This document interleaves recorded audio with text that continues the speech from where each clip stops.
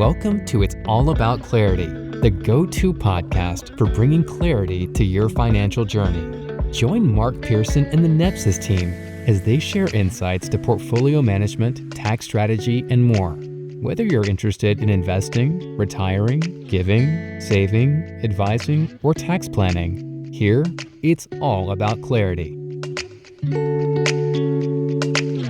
Welcome to the Nepsis Podcast. I am Mark Pearson, founder and chief investment officer at Nepsis Inc.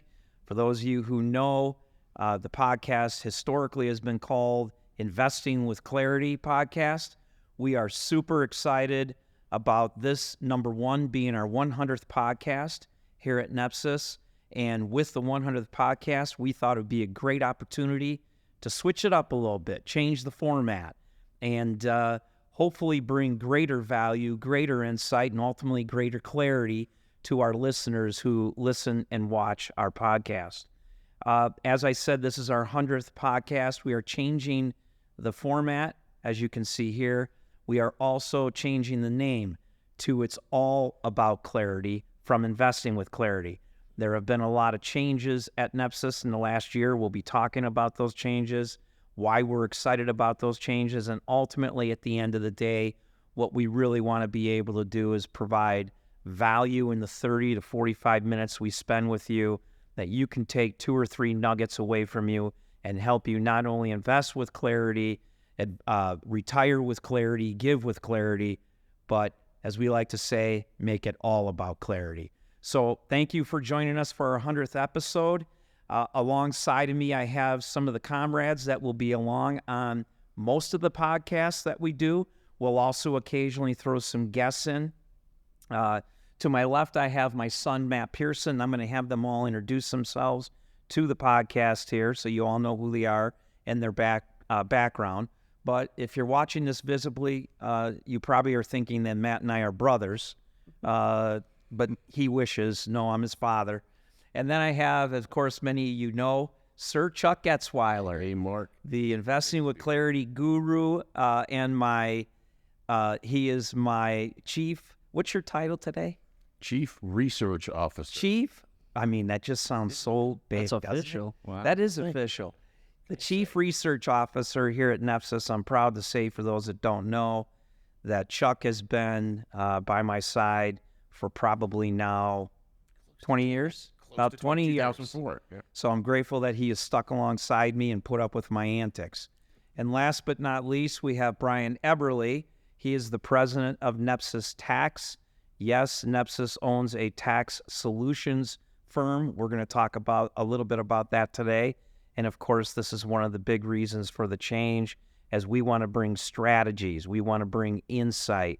We want to bring education to help our listeners gain greater clarity, accomplish their life's goals, their investing goals, and again, make it all about clarity. So, gentlemen, thanks for joining me. Thanks for having us. Great to be here, Buttering Mark. me up. I mean, we're going to. It is our job to be here, I guess. Yeah, you guys are responsible for being here. We have to be here. Yes. Okay, why don't we start with Matt and introduce yourself to the crowd. Many people probably don't know who you are. And tell them why you're here, who you are, what you do, what your role here is at Nepsis. Yeah, well, my official title is president.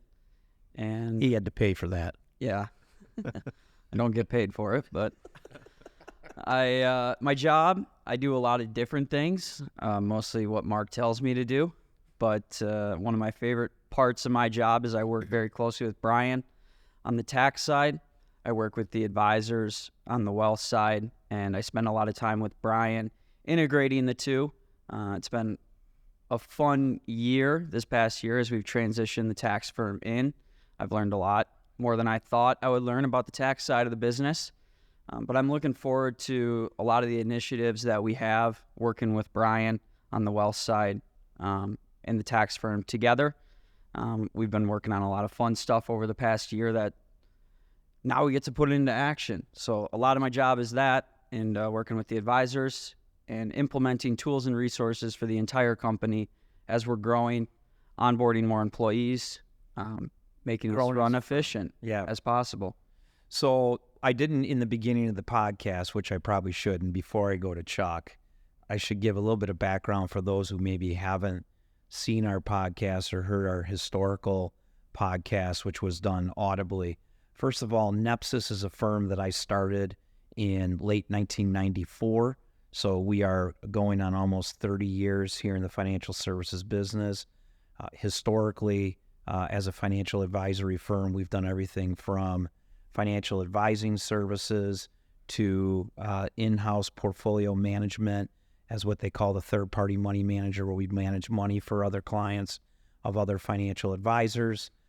We now own a tax firm, an insurance agency, and a CPA firm. And so the 30 years that Nepsis has been around, we have a long history, a long legacy of providing a very high level of what I would refer to as a complete, total package, if you will, of providing clarity and advice in multiple areas of the financial services business. So to piggyback off of what Matt just said, we are super excited about our new website, updated website at nepsisinc.com. That's nepsisinc.com. And on that website, you'll see our story, Nepsis story video, put together by our fantastic video crew. Shout out to Josh. You can pay me later. Take a look at the video. It gives a great history of how long Matt's been a part of the story, part of Nepsis, as well as the rest of my family. I'm super blessed that not only have a firm for 30 years, but also have my wife, my daughter, and my 2 sons all part of the team, walking side by side in what we hope is creating a great family legacy and impacting people's lives. So check out nepsisinc.com. Okay, Chuck. Yes. My man, my investing sidekick. Would you like to reintroduce yourself to people? Tell them who you are. Tell them why you like me, if you do. I very much like you. Well, thank you. My name's Chuck Etzweiler, Chief Research Officer, and Mark, you forgot, Senior Vice President. Oh, that's right. And that's because of my age. I think I'm the oldest person in the firm. You don't look it. Yeah, well, thank you. I appreciate that. I was thinking also, we've known each other nearly 20 years. Isn't the definition of a 20-year period a score? So 20 years? 20 years, 4 scores, and 20 years ago. Gettysburg Address. Yeah, there you go. I was just thinking that. That's pretty good. So my role, right, is I do something, but the thing that I love the most is articulating our investment process to our group of advisors and other professionals. It's great for people to learn. I want to mention one other thing, Mark, because I was thinking about doing this, very much excited about the 100th podcast. And when Mark and I first met, his process, his thought about everything in the business, I was like, what is this? This just doesn't really compute to me. And over the years, you will probably all have heard this before, person who converts their thought process, does a whole 180, when they begin that new thought process, they become the most ardent supporters of whatever message it is. And this is the clarity message. Yes. And I'm just so excited where the firm is being taken, and it's all about clarity. It's clarity, certainly in every point. That's awesome. So it's been a great 20 years, another 20 years. We got another 20 to go. I mean, so. You and I are barely over 40, so we got a lot more time on our side. And Brian's over there looking like, wait a minute. What have I got? I don't think that's true. You guys look great. Thank you. All right, before I introduce Brian, I want to give a little bit of background about why Brian's here. Obviously, Chuck has been here as my chief research officer and helping develop the content and the information and the decisions that are made from an investment standpoint, both from the investments that we own as well as macro situations going around the world, economically, politically, and the such. About a year ago now, we purchased a 75-year-old CPA firm, a legacy CPA firm that had a great reputation here in the Twin Cities. For those of you who don't know, we're here in Minneapolis, Minnesota. And I have known Brian for about 12 years, and I thought there would be no better person to run Nepsis Tax Solutions than Brian because of his background, his experience, and I'm going to let him tell you all that. But the last 12 months have been about a period of shifting, a period of, as Chuck talked about, taking a 180, if you will. And it really hasn't been a 180. This process of a CPA firm, this process of having what we refer to as the family office framework has really been something that's been in my mind probably for 15 years or so. But the industry is changing, and the needs and the desires of investors and clients are changing dramatically with technology, with AI, with the fact that, in the days when I was started in the business, investors didn't do their own trading. They went through a stock brokerage firm. Things have changed dramatically, and it's important for Nepsis that we maintain a leadership role in thinking forward in how we provide value to our clients and, frankly, to people who aren't our clients. Everyone who listens to this podcast are not going to be or not going to become a client of Nepsis, and that's okay. My bigger passion and my family's bigger goal is to provide impact for everybody to multiply their talents at the greatest level they can. And so hiring Brian is a major, strong, important piece of where Nepsis is going with the family office framework. And I'm grateful that I have known Brian for the last 12 years. I didn't take 12 years to convince him to come. I only asked him about a year ago, just for the record, in case anyone's thinking, why did it take you so long to hire such a great guy? It's not that I didn't want to hire him. So with that being said, I'm going to turn it to Brian and let Brian give a little bit of a history about himself. Perfect. Thank you, Mark, and great to be here. The last year has been one of the best years of my life professionally. And just to piggyback a little bit off of what you just said with the 180 shift and the I always refer to it as a paradigm shift in the professional services world, specifically in the accounting industry where I've been for the last 10, 12 years. But when you think about what clients truly want across all professional services, there's two things you can deliver to them: a service or a product they expect, or a service or product they value, right? So when you talk about you bought a 75-year-old CPA firm over a year ago now, we were delivering products that, and still do it and do it very well, but they're products that clients expect. They're products that clients need to stay in compliance with the IRS, with the government, with the state, the various states throughout the country. So a big part of our mindset over the last year, as soon as we got in and working with Matt and the rest of the team, is, okay, how do we shift not just the mindset of our people to, okay, let's focus on what our clients value compared to what they expect, but what are all the processes we need to put in place? What are the new positions we need to create?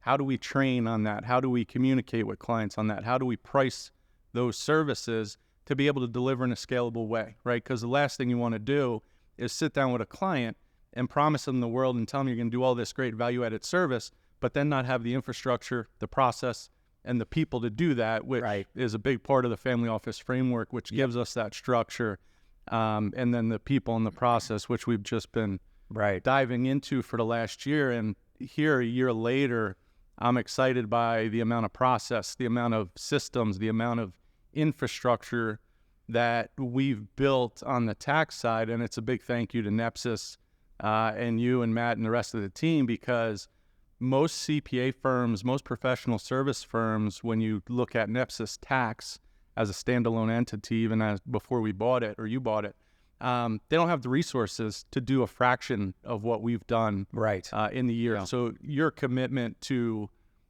providing clarity to individuals across all areas of their life is just amazing, and I'm pumped to be in the role and actually have those resources to go and deploy and do everything that I've learned and utilize my experience over the last 20 years, really, and be able to shorten that runway, so to speak. So thank you for that. I appreciate the kind words. Let's dive a little bit deeper into helping people who are listening. When you talk about when you talk about a CPA firm, you talk about the compliance. You talk about what people expect versus what people value. To the average person, they probably are an employee of a company, or they're self-employed, or they own a company, right? And so everybody's got to do their tax returns at the end of the year, right? That's your tax compliance. What are some of the other tax compliance things that a typical CPA firm does? And just go with me on this. Yeah. No, it would be similar on so you hit on the tax side, the compliance side, and the regulatory side. But then there's the whole accounting side, right? Having your books in good order, everything that goes into the bookkeeping, the accounting, which obviously flows up into the tax and the reporting side of it. Yep. But again, those are your expect items. That's the stuff that you're getting hired, not because the business owner or the individual is excited to, hey, help me with this. Yep. It's, can you get this done for me? It's a pain in the neck, and let's just get it out of the way. And, it's the blocking and tackling, if you will, of football. But when you go into a football game or a baseball game, whatever sport it may be, I'm just using football as the analogy, there's blocking and tackling. You got to go in and do the things you're expected to do every game, right? That's the compliance aspect. That's the CFO services for business owners who need bookkeeping services, all those kinds of things. They're very tangible in nature to people. But every coaching staff that goes into a game also has a strategic plan, right?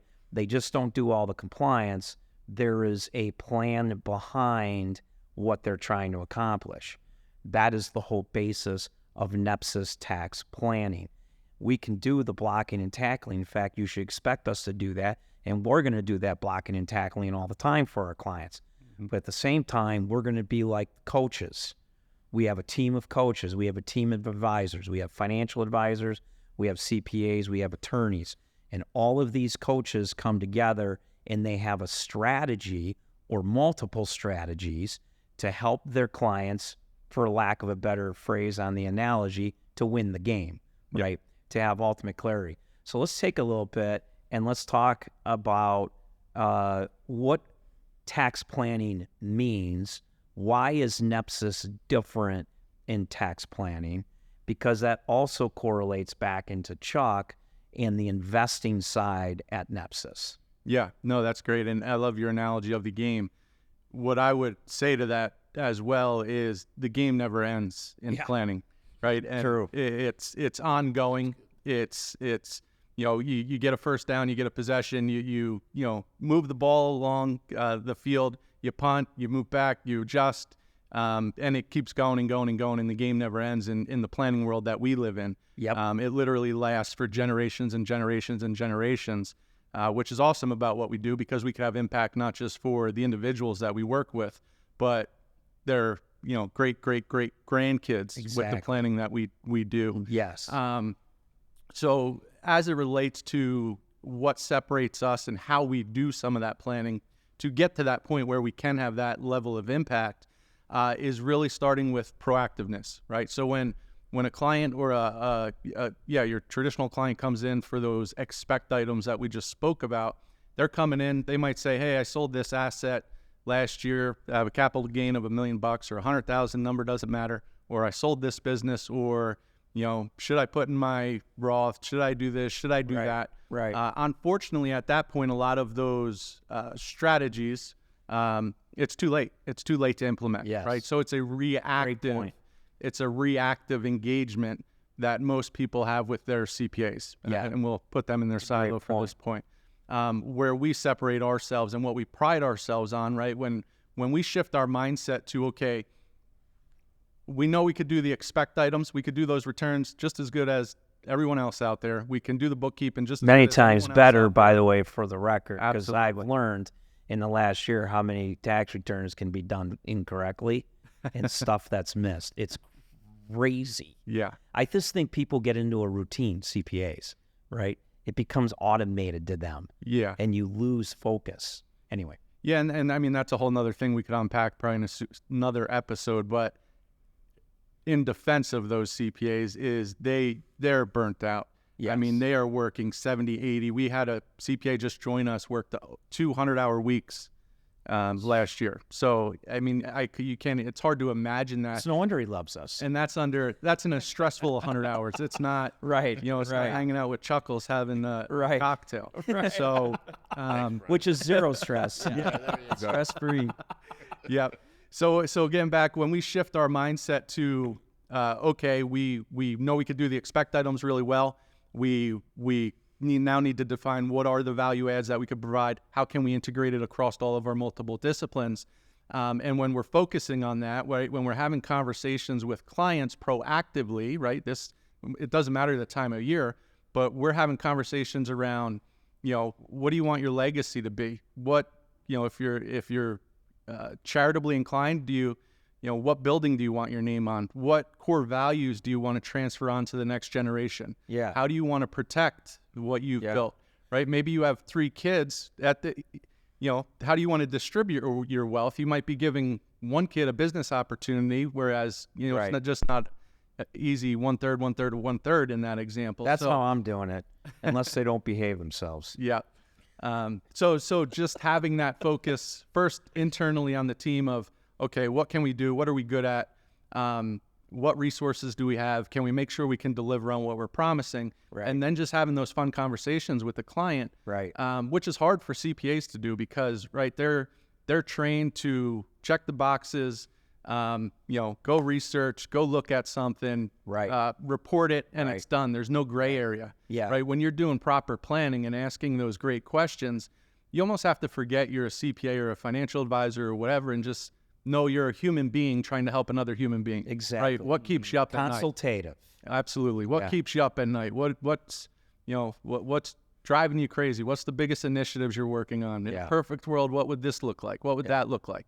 And when a client answers those 2 or 3 questions, you're starting down your path of gaining clarity of, okay, here's where we need to get to in the 4th quarter. Right. Now let's back up, because when they tell us and give us an idea of where they want to go, there's going to be 30, 40, 50 things in a lot of cases that we need to do to get there.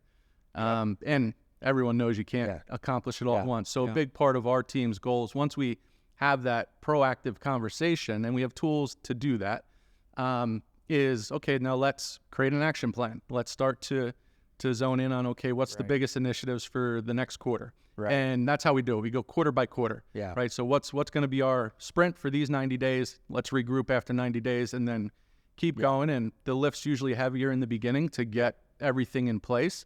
But we also don't want to overwhelm the clients. Right. So it's part of it is the emotional side of it, holding their hand.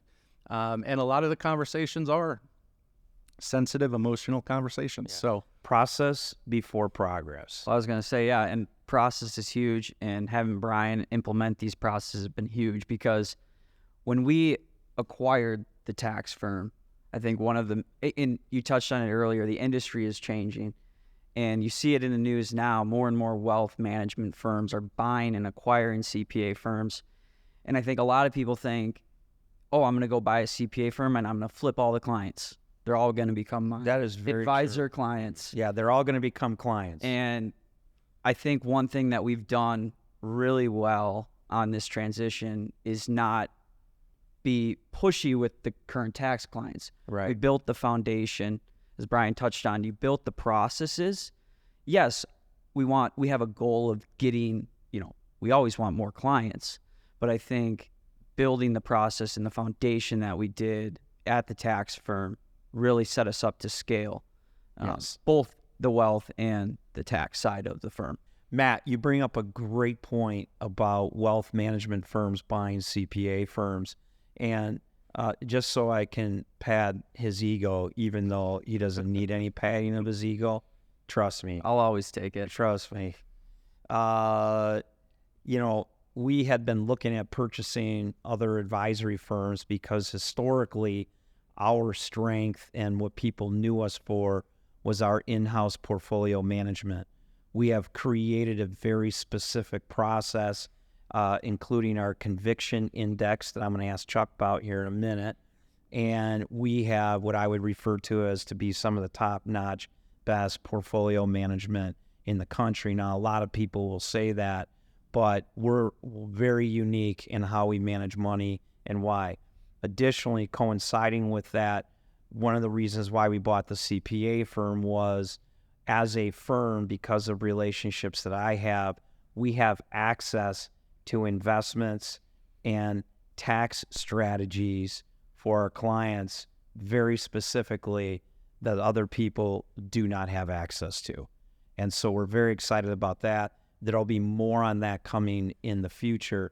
But as Matt said, wealth management firms are going in and they're saying to the CPAs, let's get all the clients. That's the wrong approach. In my opinion, I believe that the CPA is the most trusted relationship in the relationship for a client, not the financial advisors, the CPA. And this is why financial advisors are always trying to partner with CPAs. CPAs are the ones who have the most trusted relationship with the client. They're the ones that go into the hood and the tax planning and the tax compliance more than anybody else. And let's be blunt and let's face it, you can't argue putting hard dollars back in your pocket when your accountant says, hey, you're getting a refund. Everybody loves a refund. Now let's go to the clients and say, not only are you going to get a refund, but we just saved you XYZ on your taxes this year, next year, and the year after. That's providing value. That's not doing what's expected. And financial advisors want to go try to get the CPA clients.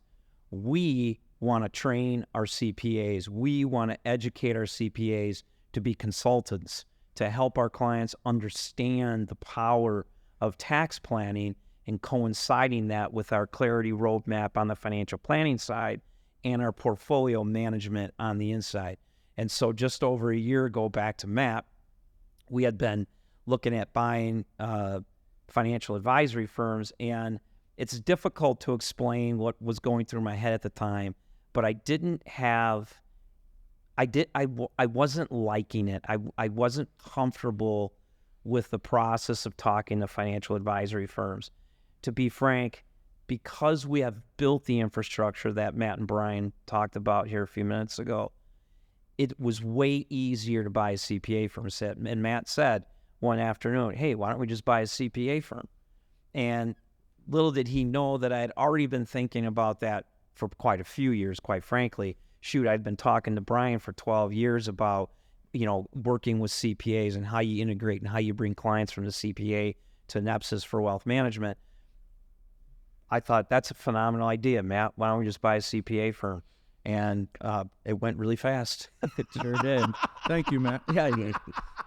And so we went and bought it. So I think it's important for people to know who watch and listen to this podcast that we have spent years and years and years and years of building a platform, a technology platform, a brand, a value proposition that our clients absolutely love.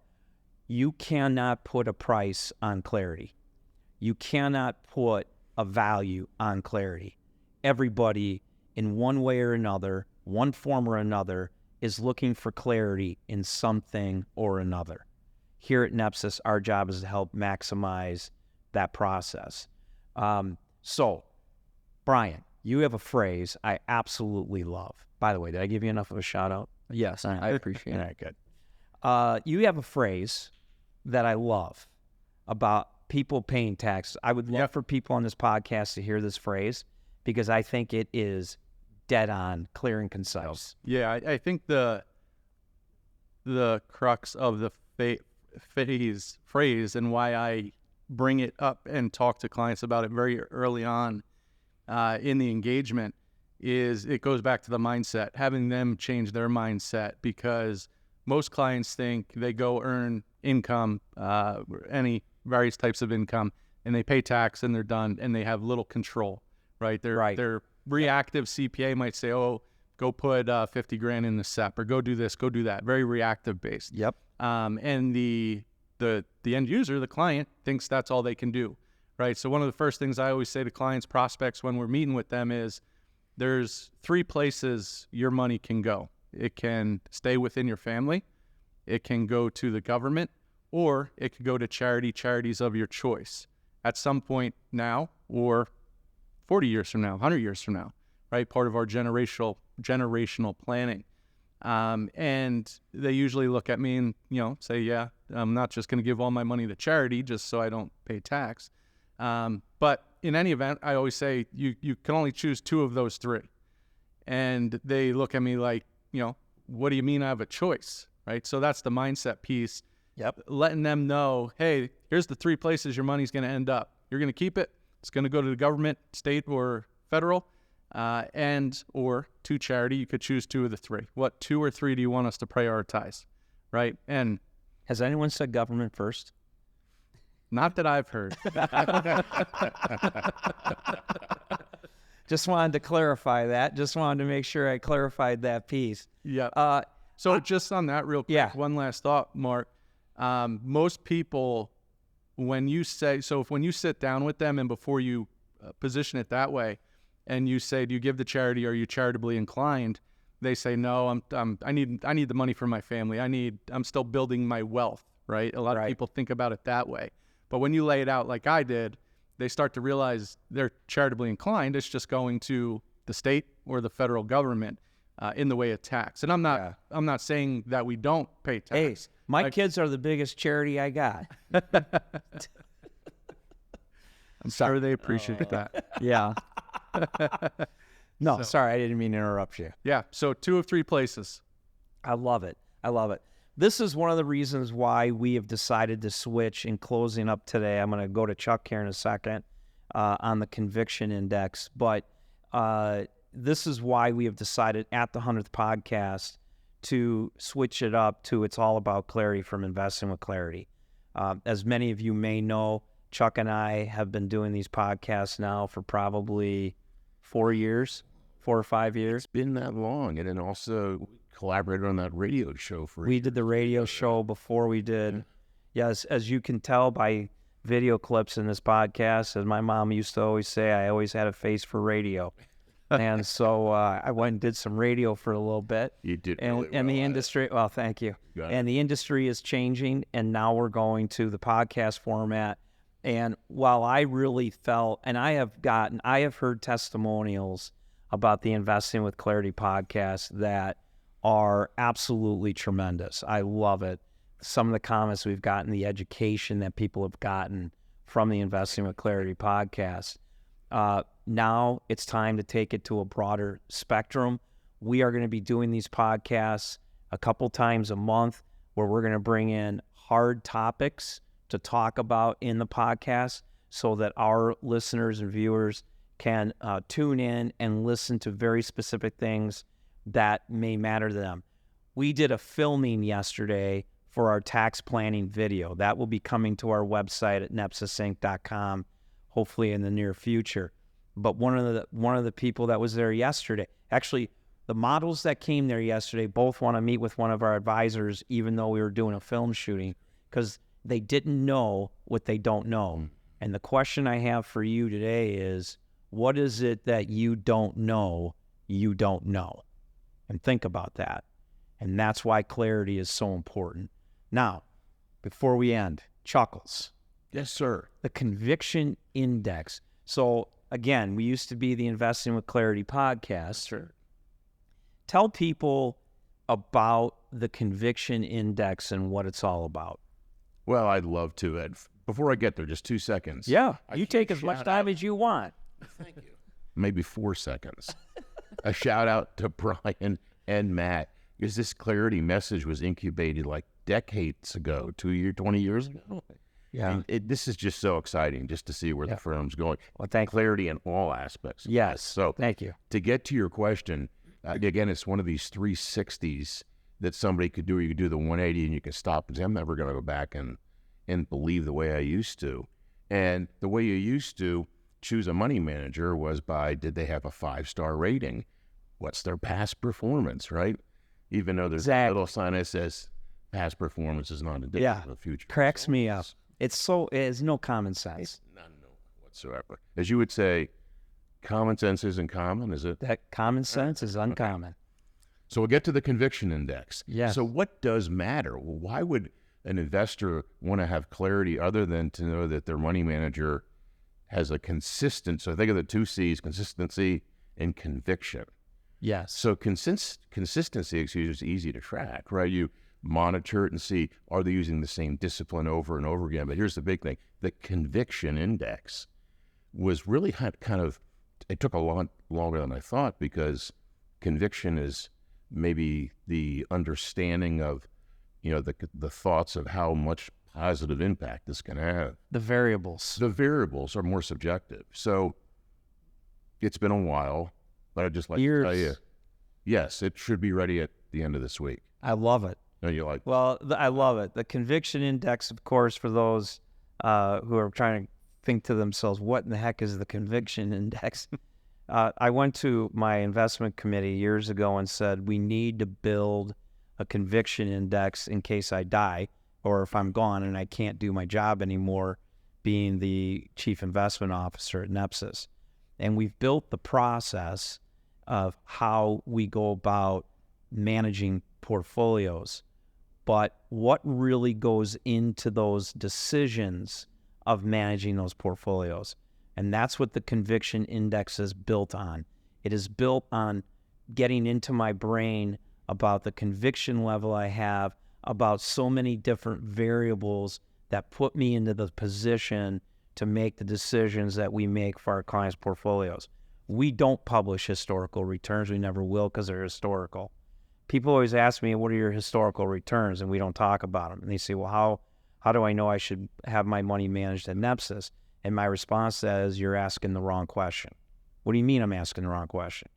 You're asking the wrong question. The question you should be asking is, what is our client turnover rate?